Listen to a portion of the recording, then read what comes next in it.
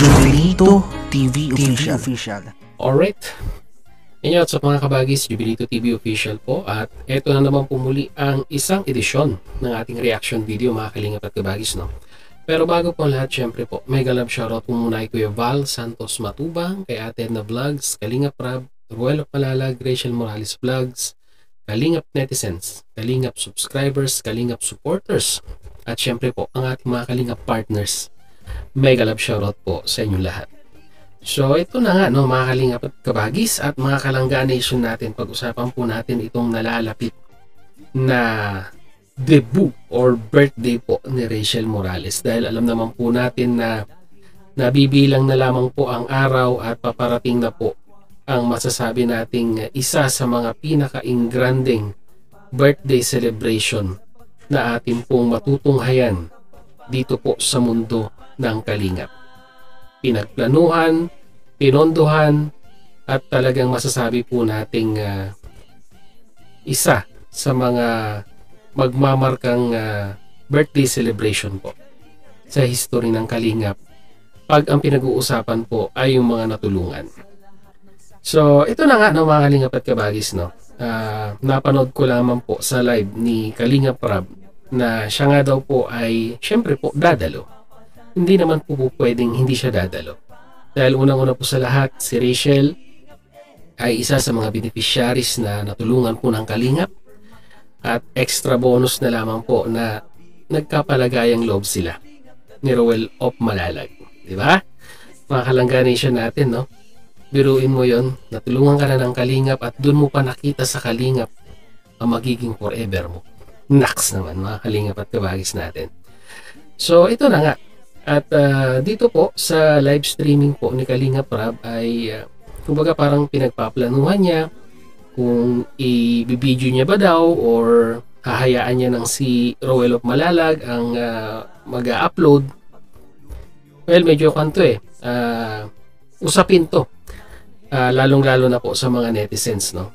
Pero kung pag-uusapan po natin, mga kalingap at kabagis, kung sino po yung nakatulong para po umangat ang kanilang buhay, ay syempre po Kalingap Rab po yan.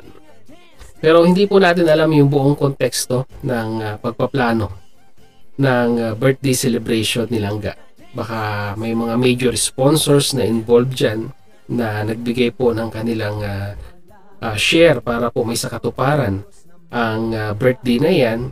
Kaya sa tingin ko po ay kailangan pag-usapan muna, no? Pag-usapan ni Ruel of Malalag at ni Kalingap Rab, no, kung kaninong channel unang i-upload yung debut po ni Rachel Morales. Well, mga kalingap at kabagis, kung ako pong tatanungin ninyo, unang-una po sa lahat, alam naman po natin na si Rachel ay isa na rin pong ganap na content creator at may community na rin po yan.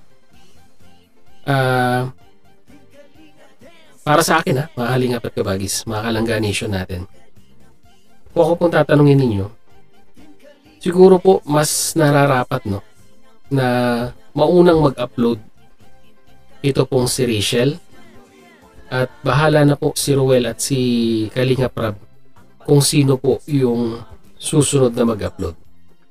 Dahil unang-una po sa lahat, celebrant Rachel Morales, may sariling channel, may sariling supporters, may sariling community. At para sa akin po, mas nararapat po na unang i-upload sa channel po ni Rachel Morales. So, panoorin po muna natin yung announcement ni Kalingap Rab sa kanyang pagdalo dito po sa birthday or sa debut ni Rachel Morales na halos isang buwan pinagplanuhan, no, mga kalingap at kabagis. At talagang ang daming pictorial na naganap. At sa tingin ko po, ang bongga na magiging birthday na ito or debut na ito ni Rachel Morales. So panoorin po muna natin yung naging statement ni Kalingap Rab. Bago yung kay Rachel. Yan, basta yan, sunod debut ni Rachel. No? Pupunta rin tayo dyan. So, nag-isip ako kung iba-vlog ko rin yung debut ni Rachel. Ano sa tingin niyo, mga kalingap? Para sa akin, no, mahaling apat kabagis, no, walang problema yun. Unang-una sa lahat, beneficiaries mo si Rachel, ikaw at ang programa ng Kalingap ang nakatulong at nakapagpabahay sa kanila. Walang problema. Walang problema yung Walang problema yung pagbablog or pagkuha ng video sa actual na celebration. Pero syempre sa mga ganitong usapin, alam naman po natin na medyo, alam nyo na, pag ang racial community at ang community po ni Kalinga Prab ang pinag-uusapan dito ay hati po ang opinion ng mga viewers, lalong-lalo na sa mga sumusuporta dito po sa Maglangga. Kaya para sa akin, no, pag-usapan, wala naman pong problema yung exclusive rights kung sino ang unang mag-upload. Pwedeng si Kalinga Prab, pwedeng si Roel of Malalag, pwedeng si Rachel Morales. Ang importante dito ay pag-usapan para by the end of the day ay hindi po magkakaroon ng question ang mga viewers, di ba? At least malinaw sa mga viewers na nag-usap kayo na kung sino man ang unang mag-upload. At sa tingin ko naman po, no, ay gagalangin po ng mga viewers yan kung sino man ang unang mag-upload dito. So pagpatuloy po natin. O hayaan na natin sina Insan Roel na lang. Kasi gusto ko rin sanang i-vlog, di ba? Kasi syempre, yung Rochelle is rin natin, di ba? Kumbaga, success din ng ating YouTube channel, no? Kauna-unahang love team talaga na pinag-usapan ang Rochelle. So, okay ba sa inyo mga Kalingap na i-vlog ko ang debut ni Rachel? So, bakit naman po? Ayan.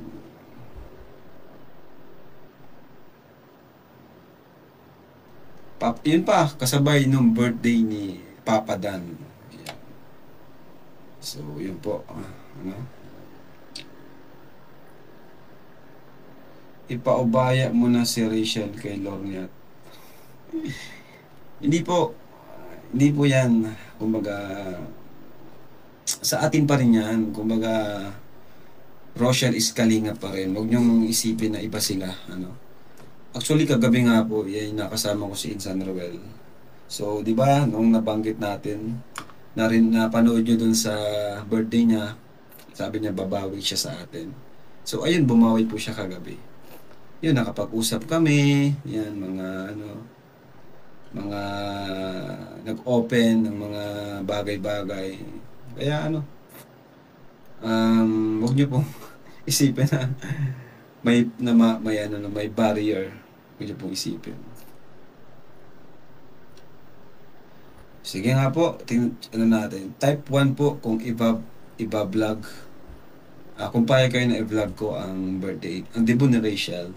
And type 2 naman kung hindi. Ayan.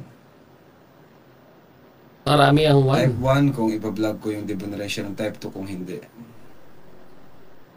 Marami po ang 1. Maraming 1, oh. Oy, ballpoint man nandito. Shoutout sa'yo, ballpoint man. So yun, no, mga Kalingap at mga kabagis, mga Kalangga Nation natin.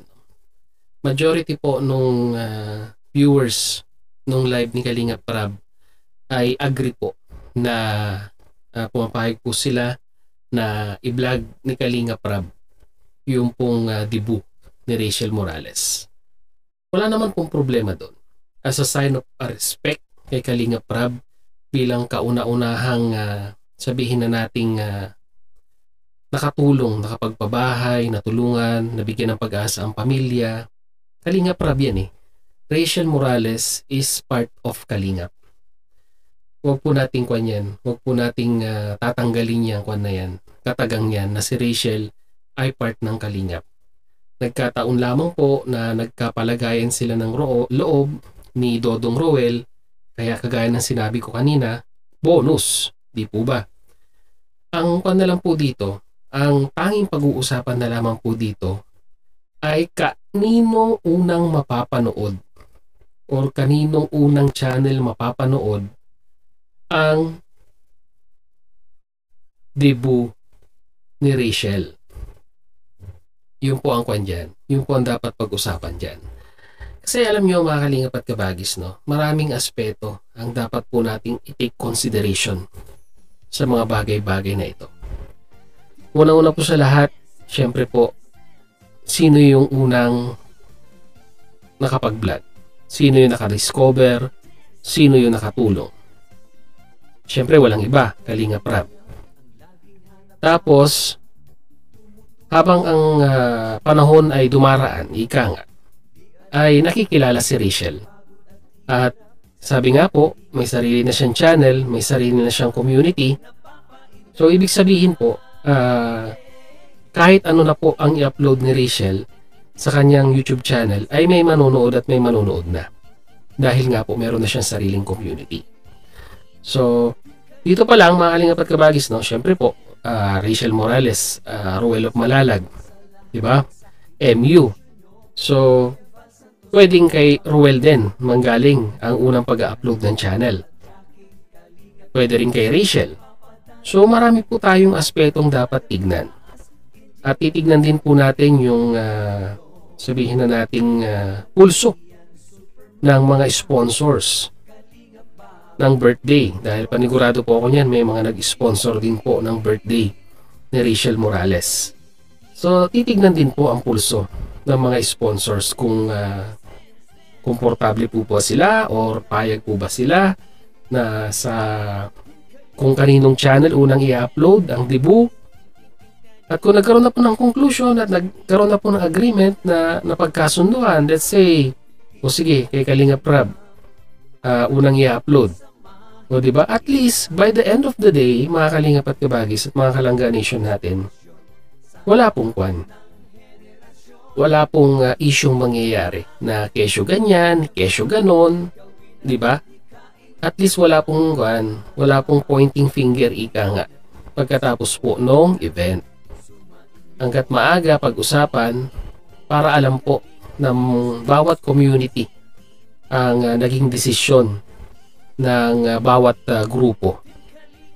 Although, sabi ko nga po kanina, hindi po natin inaalis or tinatanggal si Rachel bilang part ng Kalingap. Dahil pag sinabi po nating Rachel, ay matik po yan. Kalingap po yan. So, ano sa tingin ninyo mga Kalingap at kabagis, mga Kalangga Nation natin? Sino po ang dapat na mauunang mag-upload ng video ni Rachel sa kanyang debut? Lagay niyo yan sa comment section natin mga Kalingap at kabagis at pag-usapan po natin. At muli, reminders po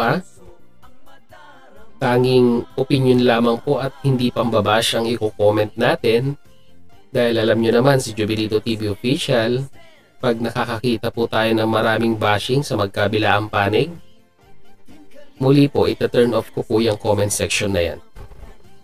At wala na po tayo mapag-uusapan. So muli, be considerate sa ating mga comment. So yun, hanggang dito lang mga Kalingap at kabagis na muli. Maraming salamat dahil hanggang sa dulo po ng ating reaction video ngayong araw na ito. E nasamahan nyo po muli si Jubilito TV Official. At muli po, nagpapaalala po ang inyong host. Sa mga hindi pa po nakasubscribe sa channel, kayo Val Santos Matubang, Ate Edna Vlogs, Kalingap Rab, Ruel of Malalag, Rachel Morales. Supportan po natin ang kanilang mga YouTube channel. And at the same time, muli po, naglalambing po ang inyong host. Baka may naliligaw pa dyan po, no? Suportahan din po natin ang channel po ni Jubilito TV Official. Ayan po, yung channel po natin. Support nyo naman po pag hindi pa po kayo nakasubscribe. Jubilito TV Official. So, ayun mga Kalingap at kabagis na hanggang dito na lamang po. Muli, maraming salamat. Once again, this is Jubilito TV Official, proud member po ng Team Cause at ng Karepa Year 2024. As I always say mga Kalingap and kabagis, peace, God first. God bless po. Bye-bye.